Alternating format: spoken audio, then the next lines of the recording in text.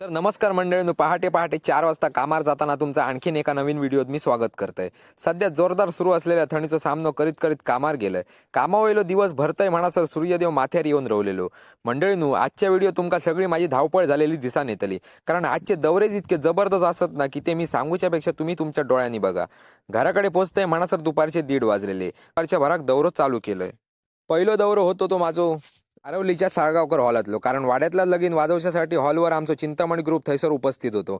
लगीन तर लागान गेलेला आणि तुमका आता प्रश्न पडलो असतो की जर मी कामार होतोय तर लग्नाक माझ्या जाग्यावर कोण होतो. तर मंडळी तुमका सांगते, बांदा शहरातलो माझोच खास मित्र हर्षू ह्याका मी आज आमच्या ग्रुपात इन्व्हाइट केलेलं आहे.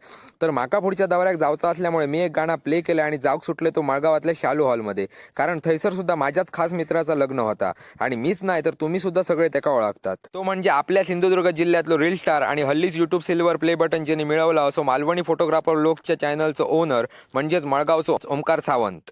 आणि ह्याका जर तुम्ही फॉलो करूक नसशात तर लगेच जाऊन फॉलो करा.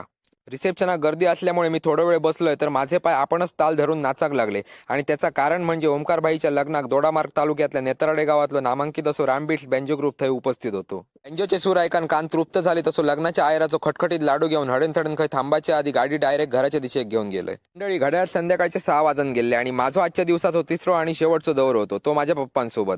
कारण मी आणि पप्पा आम्ही दोघंही जाय होतो ते आमच्या मूळदेवी माऊलीच्या जत्रेक म्हणजेच गोव्यात असलेल्या तोरसे गावात.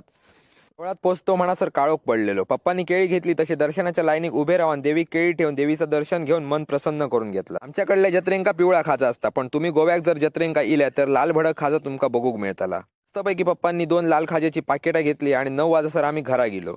सकाळी जर आमच्या वाड्यातलं लग्न होता तर त्यांच्यानी आमका वरात वाजवण्यासाठी पण आमका कॉल केलेलो. मग काय, सगळेजण एकत्र जमलो आणि वरात वाजवून या दिवसाचा शेवट झालो.